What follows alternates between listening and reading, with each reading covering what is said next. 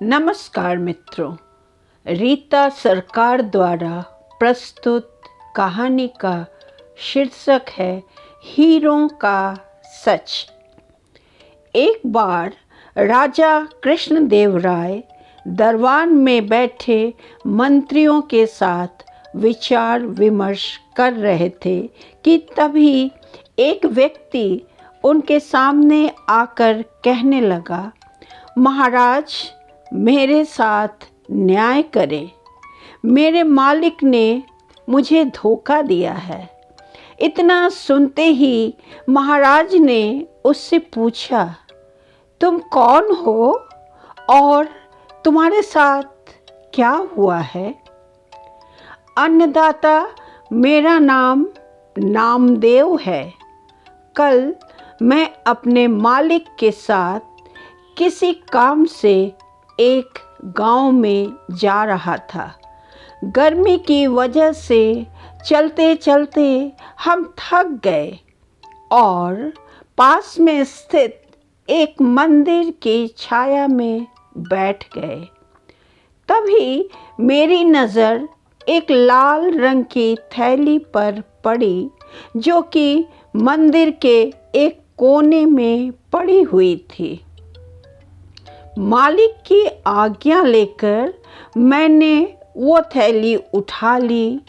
उसे खोलने पर पता चला कि उसके अंदर बेर के आकार के 2 हीरे चमक रहे थे। हीरे मंदिर में पाए गए थे, इसलिए उन पर राज्य का अधिकार था। परंतु मेरे मालिक ने मुझसे ये बात किसी को भी बताने से मना कर दिया और कहा कि हम दोनों इसमें से एक एक हीरा रख लेंगे। मैं अपने मालिक की गुलामी से परेशान था, इसलिए मैं अपना काम करना चाहता था, जिसके कारण मेरे मन में लालच आ गया। हवेली आते ही मालिक ने हीरे देने से साफ इनकार कर दिया। यही कारण है कि मुझे इंसाफ चाहिए। महाराज ने तुरंत कोतवाल को भेजकर नामदेव के मालिक को महल में पेश होने का आदेश दिया। नामदेव के मालिक को जल्द ही राजा के सामने लाया गया।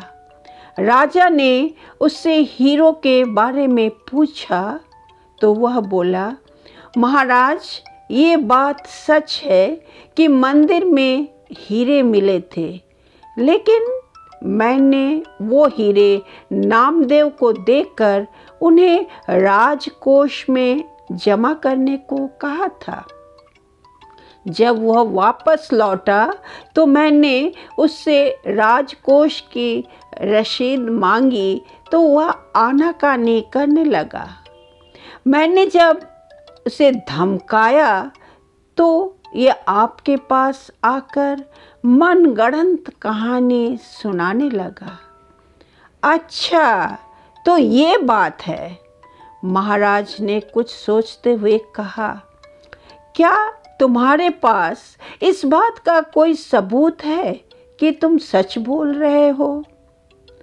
अन्नदाता, अगर आपको मेरी बात पर यकीन नहीं तो आप मेरे दूसरे 3 नौकरों से पूछ सकते हो। वो उस वक्त वहीं थे। उसके बाद 3 नौकरों को राजा के सामने लाया गया। तीनों ने नामदेव के खिलाफ गवाही दी।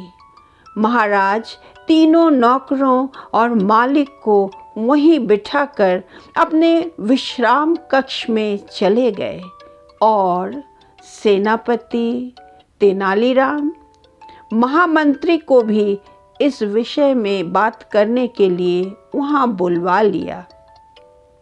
उनके पहुंचने पर महाराज ने महामंत्री से पूछा, आपको क्या लगता है, क्या नामदेव झूठ बोल रहा है? जी महाराज, नामदेव ही झूठा है। उसके मन में लालच आ गया होगा और उसने हीरे अपने पास ही रख लिए होंगे। सेनापति ने गवाहों को झूठा बताया। उसके हिसाब से नामदेव सच बोल रहा था। तेनालीराम चुपचाप खड़ा सबकी बातें सुन रहा था। तब महाराज ने उसकी ओर देखते हुए उसकी राय मांगी। तेनालीराम बोला, महाराज, कौन झूठा है और कौन सच्चा, इस बात का अभी पता लग जाएगा, परंतु आप लोगों को कुछ समय के लिए पर्दे के पीछे छुपना होगा। महाराज इस बात से सहमत हो गए, क्योंकि वो जल्दी से जल्दी इस मसले को सुलझाना चाहते थे। इसलिए पर्दे के पीछे जाकर छुप गए। महामंत्री और सेनापति मुंह सिकोड़ते हुए पर्दे के पीछे चले गए। अब विश्राम कक्ष में केवल तेनालीराम ही दिखाई दे रहा था। अब उसने सेवक से कहकर पहले गवाह को बुलाया।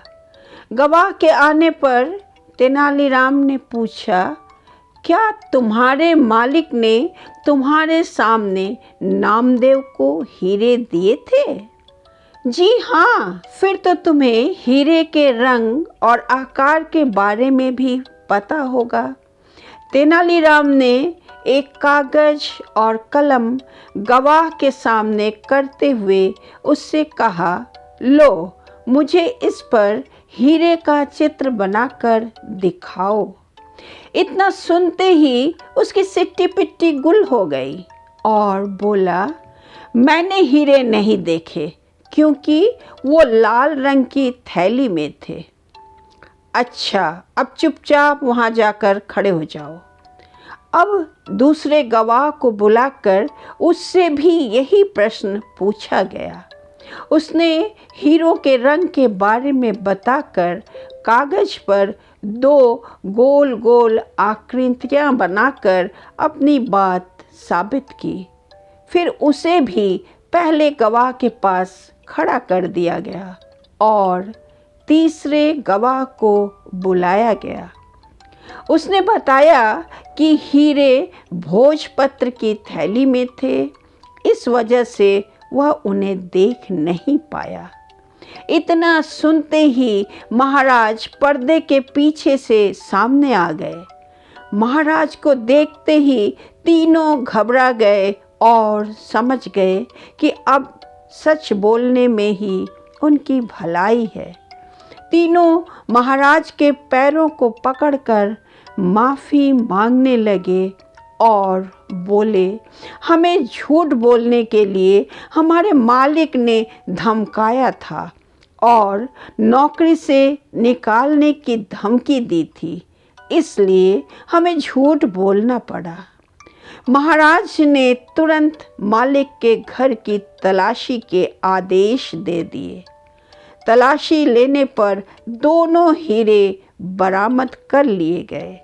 सजा के तौर पर मालिक को 10,000 स्वर्ण मुद्राएं नामदेव को देनी पड़ी और 20,000 स्वर्ण मुद्राएं जुर्माने के तौर पर भरनी पड़ी, जबकि बरामद हुए दोनों हीरे राजकोष में जमा कर लिए गए।